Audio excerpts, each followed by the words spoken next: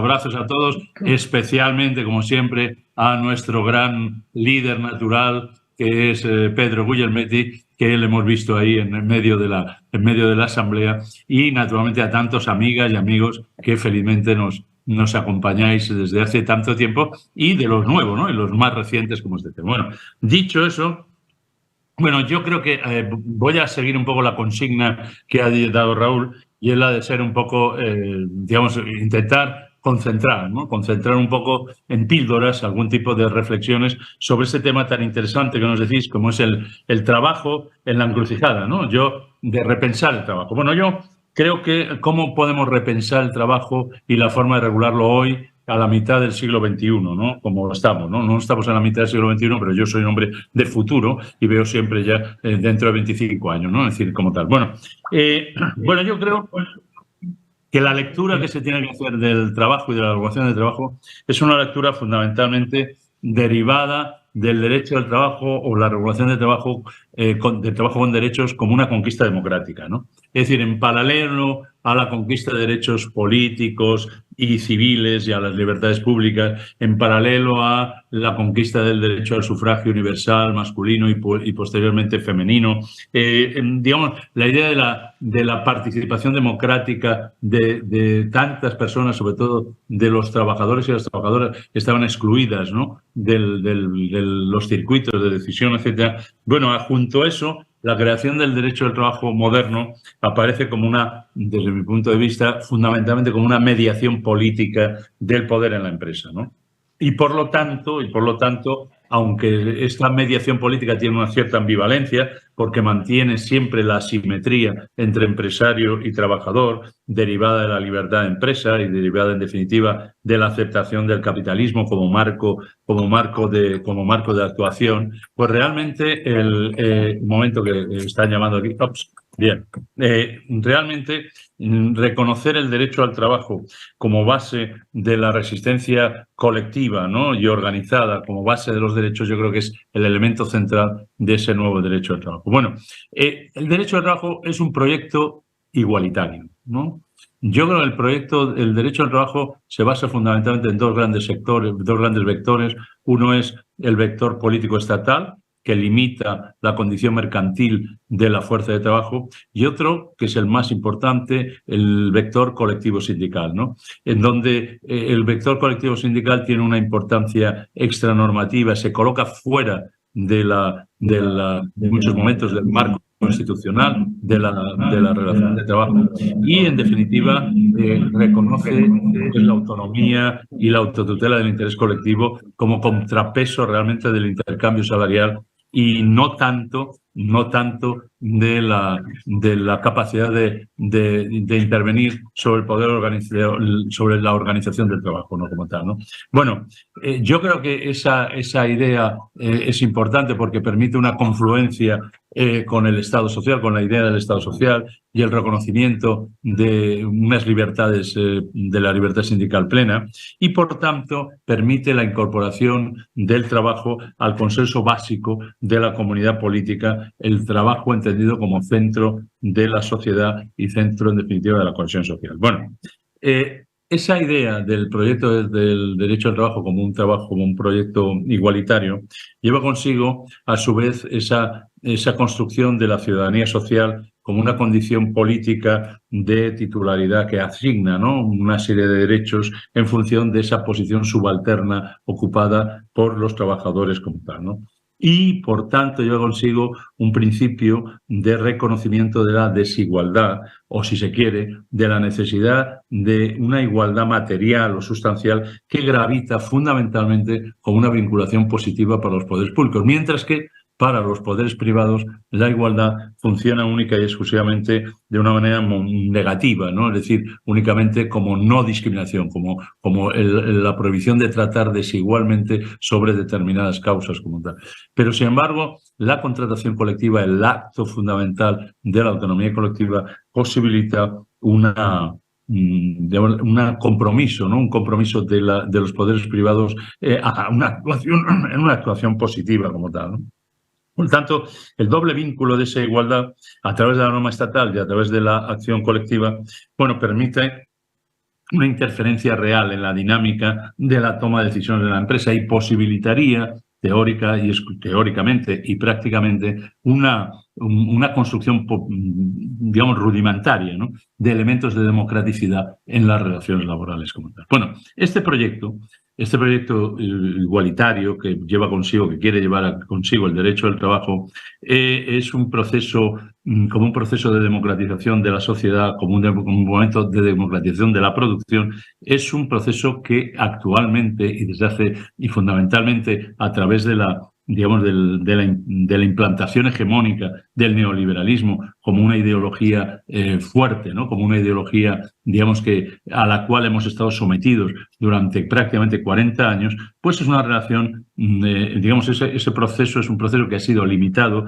y que ha mantenido una relación muy descompensada, ¿no? Muy descompensada en el sentido de que, naturalmente, como bien sabemos, la democracia en la empresa es un hecho excluido, ¿no?, excluido en definitiva de lo que es el discurso democrático como tal, ¿no? Como bien diría Romagnoli, que es uno de nuestros grandes referentes en este caso, la empresa nunca es democrática, puede ser monárquica o puede ser republicana, pero jamás será democrática, ¿no? Y mientras estemos en un sistema de libre empresa, ¿no? Y por lo tanto, la contractualidad de determinados derechos y la idea de una limitación del poder directivo, pues son elementos decisivos, ¿no? Son elementos decisivos que conviene ir desarrollando como tal. Hay que pensar también que se ha sustituido, yo creo, en nuestro discurso normal, se ha sustituido el componente identitario que teníamos detrás, ¿no?, que era el componente identitario del trabajador, de la trabajadora, de la clase trabajadora, de un grupo colectivo con trabajadores, se ha sustituido por identidades que están desconectadas de la producción, ¿no? No estoy hablando del laberinto de las identidades que puede haber dentro del trabajo. Estoy hablando de la sustitución de esa identidad de aquella persona que trabaja por ejemplo, la nacionalidad, la prosperidad, la igualdad de oportunidades, es decir, por elementos que están plenamente desconectados de la idea de una subordinación real, que es la que se da en las relaciones de producción como tal, ¿no? Bueno, hay un largo camino que se ha desarrollado, por otra parte, desde el punto de vista colectivo, en que un sindicato, lo que podríamos llamar la propuesta sociopolítica de un sindicato como una organización colectiva de los trabajadores que tiene un proyecto de sociedad autónoma, que tiene un proyecto de sociedad, por tanto, que puede ser, que mantiene, ¿no?, una tensión hacia lo que puede ser lo general, lo común como tal, y no, por tanto, una tensión propia y autónoma que no es subordinado, que no es subalterna de la visión de un partido político o la visión de sujetos políticos que actúan fundamentalmente en el ámbito del interés general, ¿no? Y por lo tanto, desde ese punto de vista, yo creo que la idea de la democracia es algo que trasciende profundamente el estricto ámbito de lo que podemos llamar no solo lo parlamentario, sino lo público estatal, ¿no?, sino fundamentalmente entendiendo que lo colectivo, que es la posibilidad de una dimensión colectiva de la democracia que sobre todo se vuelca sobre las relaciones de producción, ¿no? De hecho, en las relaciones de producción en la empresa se han producido ya la recuperación de ciertos espacios democráticos individuales, ¿no?, como la vigencia de derechos fundamentales en la empresa, etcétera, ¿no? Y hay algún rudimentario mecanismo de participación o de representación en la empresa que podría ser, pues una especie de inicio, ¿no?, de algún tipo de constitucionalismo industrial, ¿no? Pero realmente el problema que todavía tenemos delante y que el derecho del trabajo tiene delante es el problema de la democracia y el poder sindical o el poder de la representación colectiva del trabajo, ¿no?, de la subalternidad del trabajo, ¿no? Y en ese sentido, yo creo que el gobierno de las grandes transiciones que tenemos pendientes, la gran transición que es la transición digital o la gran transición que es la transición ecológica, etcétera, eso es un reto muy importante desde el punto de vista político para la organización colectiva sindical, pero también es un reto muy importante para cómo se organiza el marco institucional que afecta a ese tema, ¿no? Por lo tanto, el enfoque que insiste en la profundización de la democracia como característica esencial de la regulación de trabajo, desde mi punto de vista, supone dos grandes temas, ¿no? Por un lado, la refutación de cualquier perspectiva que busque la remercantilización del trabajo, es decir, la consideración prioritaria del trabajo como coste económico, como mecanismo, digamos, de ajuste del empleo y, en definitiva, como un elemento donde no hay sujeto, donde el sujeto es un sujeto verdaderamente, digamos, apropiado, ¿no? Por parte de los propietarios de los medios de producción como tal, ¿no? Y luego es necesario reorientar, ¿no?, las tendencias regulativas, yo diría incluso regulativas, ¿no?, del marco constitucional europeo hacia, digo, el marco constitucional europeo tras la crisis del COVID y el descubrimiento o redescubrimiento del papel del Estado como organizador social, ¿no?, como digamos, en esa función de equilibrio y de redistribución que aparece con Next Generation y con este tipo de temas de la Unión Europea, pues yo creo que esa nueva mirada, esa nueva forma de enfocar en general digamos, lo que sería la política económica y social, bueno, pues tiene que tener una vertiente, que es la vertiente de profundización de la democracia en la empresa como un elemento fundamental. Y, por tanto, el democracia en la empresa quiere decir crear las condiciones y afirmar las condiciones para el desarrollo de derechos laborales, individuales y colectivos plenamente garantizados en los lugares de trabajo, ¿no? Y reforzar también las capacidades que tiene esa organización colectiva de los trabajadores para incidir en las decisiones sobre la organización de trabajo y sobre la organización de empresa, ¿no? Por tanto, es también lo que, en definitiva, llamamos que frente a lo que es la democracia social está la democracia colectiva, ¿no? Y la democracia colectiva es una gran asignatura pendiente, me parece a mí, del derecho del trabajo futuro, del derecho del trabajo como tal. Por tanto, en un contexto de mayor distribución, de una mejor distribución, entendiendo como mejor distribución a nivel estatal, como la posibilidad de financiar servicios públicos, ingresos de reposición más o menos con una cierta equidad, con una cierta igualdad para todos, en el ámbito de la educación, en el ámbito de la salud, en el ámbito, en definitiva, de lo que es la seguridad social, ¿no? Es decir, donde la redistribución moderna, decía Piketty, que realmente se asienta sobre una lógica de derechos, ¿no?, y un principio de igualdad de acceso a ciertos bienes que se consideran fundamentales, el derecho al trabajo tiene necesariamente que evolucionar hacia la profundización de esa democracia colectiva, y gestionar y administrar desde ese punto de vista y desde esa mirada las grandes transiciones que se ofrecen en este cambio de siglo, en esta y por cierto,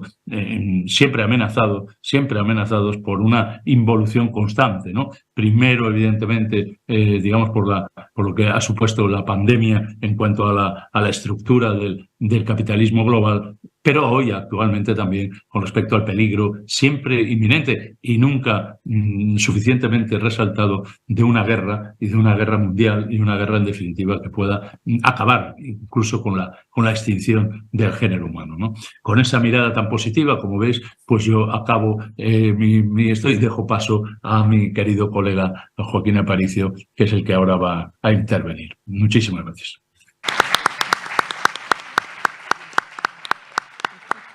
Muchas gracias, Antonio, por haber cumplido tan estrictamente el tiempo. Nos quedan luego unos minutos extras para que puedas dar una segunda opinión.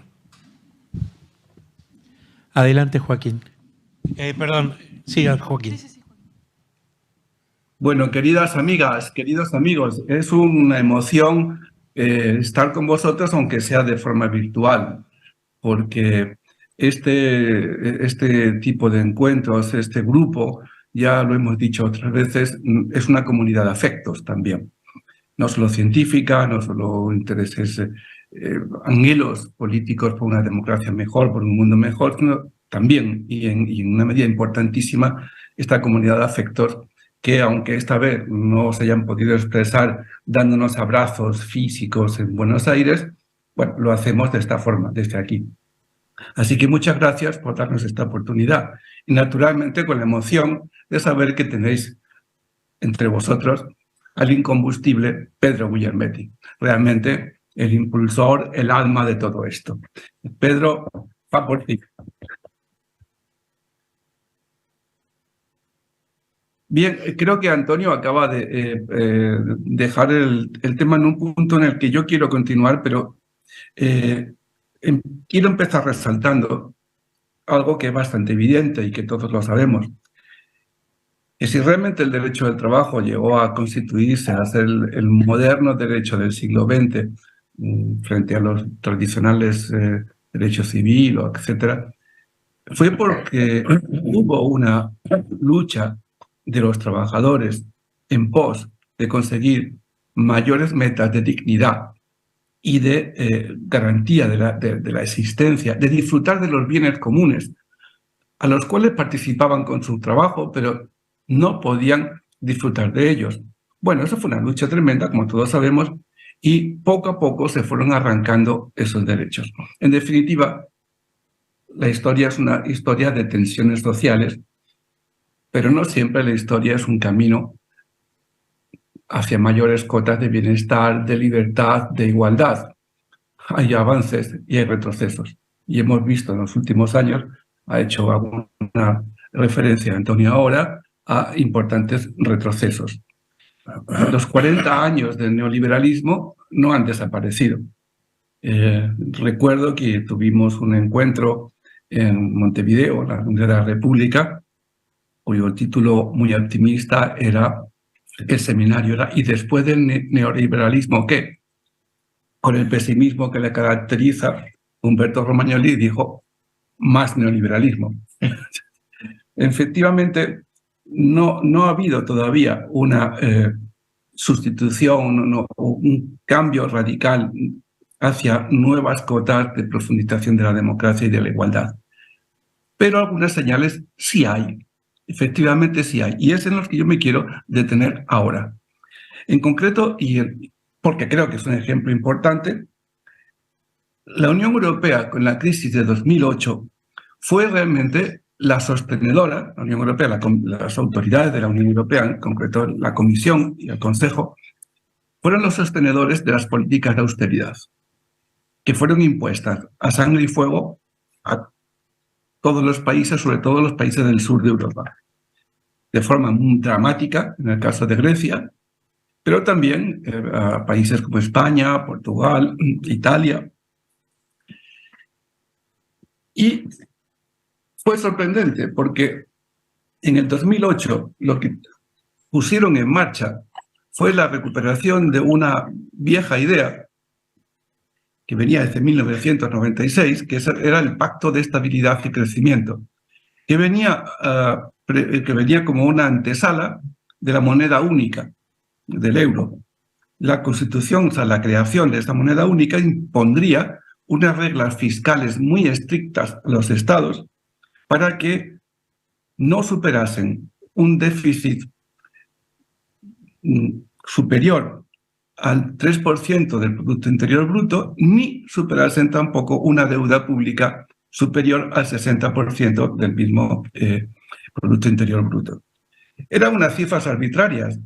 Según se han contado, en aquel tiempo era Mitterrand quien estaba en Francia, y entonces alguien dijo, ¿por qué no el 6? ¿Por qué no? Al final dijeron, bueno, pues esto parece. No tenía ninguna base, digamos, científica, entre comillas, para imponerlas. El caso es que esas reglas, sinceramente, nunca se han cumplido. Demostraban su propia inutilidad. El caso más flagrante fue cuando Alemania incorporó, la República Federal Alemana incorporó a la parte oriental,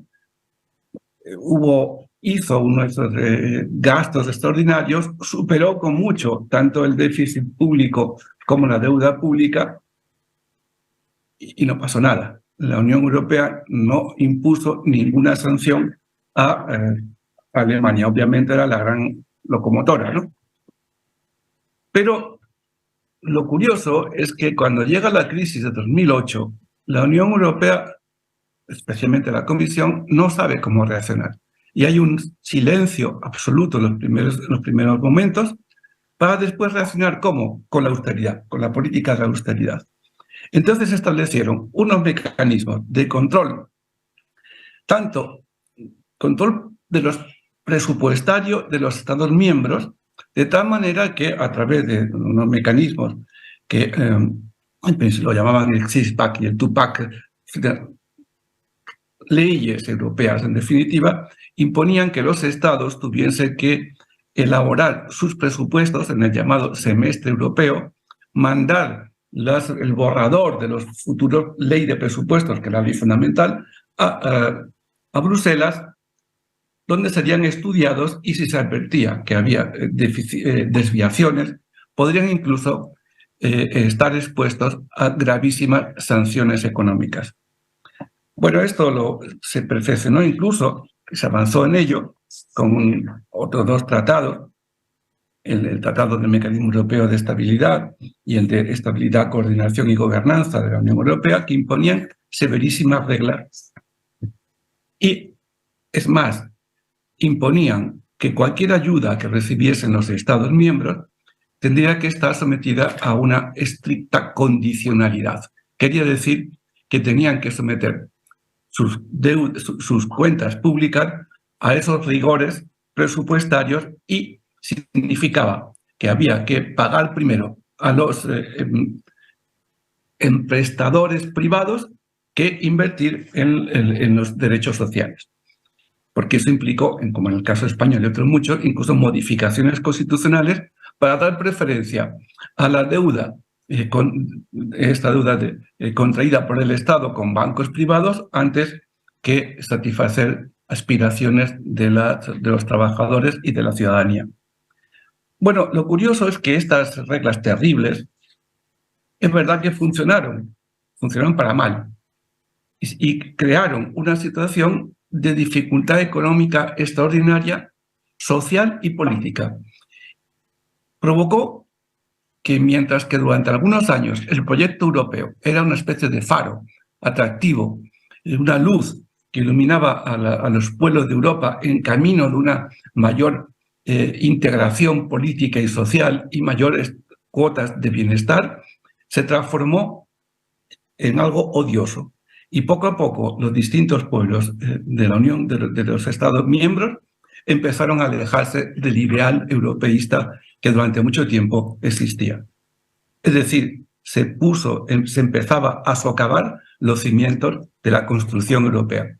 Algo gravísimo porque efectivamente podía dar lugar al traste con este largo proceso que llevamos ya más de 60 años de construcción de la integración.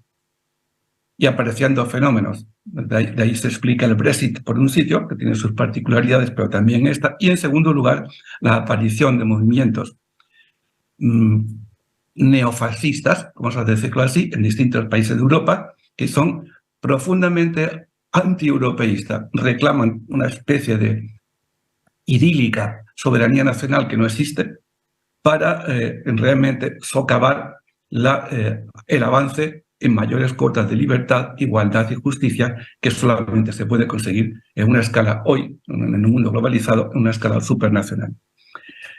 Esta situación fue que cuando se desata la crisis del COVID, la Comisión Europea, es cierto que ya era otra comisión, ya era distinta, fue consciente de que no podía seguirse por la línea de la austeridad. Es decir, el dogma neoliberal empezaba a resquebrajarse. Y tanto se resquebrajó que se publicó ya en 2021 un importantísimo documento, el documento Next Generation, que implicaba un cambio de óptica clarísimo. Si antes, en el 2008, se decía los estados no pueden gastar, no pueden endeudarse, no pueden... Ahora es todo lo contrario. La Unión Europea ha mutualizado cantidades y movilizado cantidades ingentes, exactamente 50.000 millones de euros, 500.000 millones de euros en subvenciones directas a los estados, que no tienen que devolver, y 250.000 millones de euros adicionales en forma de préstamos muy ventajosos que sí pueden devolver. Esas cantidades se justifican diciendo, bueno, en este documento, más allá de los esfuerzos continuados para hacer frente a la dimensión sanitaria, la Unión Europea debe priorizar la dimensión social de la situación, especialmente mediante la aplicación del Pilar Europeo de Derechos Sociales. Hemos de invertir en la protección del empleo y en su creación, así como impulsar nuestra sostenibilidad competitiva, forjando una Europa más justa, ecológica y digital. El programa Next Generation no da espacio para que en el semestre europeo se puedan hacer exigencias por la puerta falsa para mantener o aplicar políticas austericidas. Esto es un cambio, como veis, radical, absolutamente radical. Esto significa que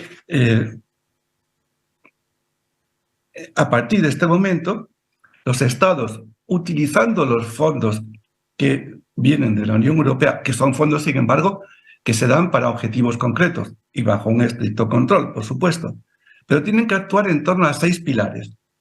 Una transición ecológica, transformación digital, crecimiento inteligente, sostenible e integrador, que incluya cohesión económica, el empleo, la productividad, la competitividad, la investigación, el desarrollo y la innovación, pero también la cohesión social y territorial, la salud y la resiliencia económica, social de nuevo e institucional, que son políticas que tienen que mirar para la próxima generación, para la infancia y para la juventud. En definitiva, crecimiento del empleo sostenible, creación, y aquí es importantísimo, creación de empleo de calidad. Y aquí ha sido donde, en el caso español, ha sido fundamental. Las reformas que el gobierno de coalición ha sido capaz de hacer de la legislación laboral que hemos venido sufriendo desde 1900, especialmente en 1994, sobre todo en la reforma del Partido Popular y digamos, al calor del austericidio en 2012, que ha recuperado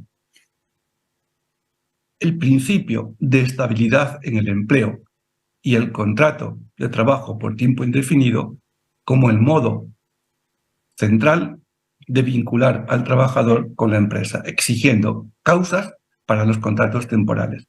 Y no solamente así, sino también se ha recuperado mayor poder para que el sindicato tenga la capacidad de incidir en materia salarial, superando o eliminando la preferencia del convenio de empresa y favoreciendo el convenio sectorial, que en países que tienen, como España o Italia, una gran cantidad de empresas pequeñas y medianas, es esencial para conseguir justamente o para evitar la llamada devaluación salarial, que fue uno de los objetivos del austericidio de los años anteriores.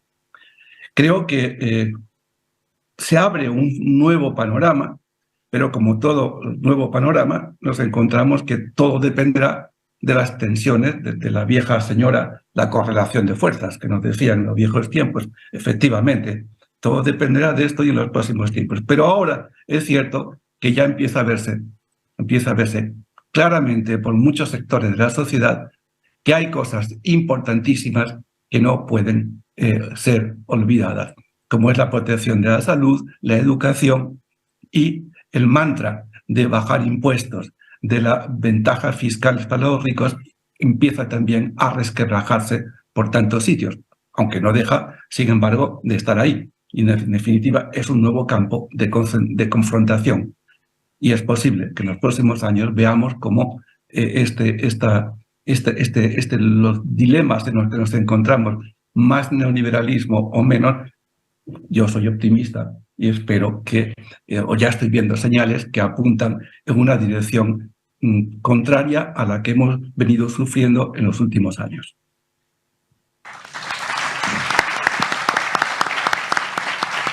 Muy bien.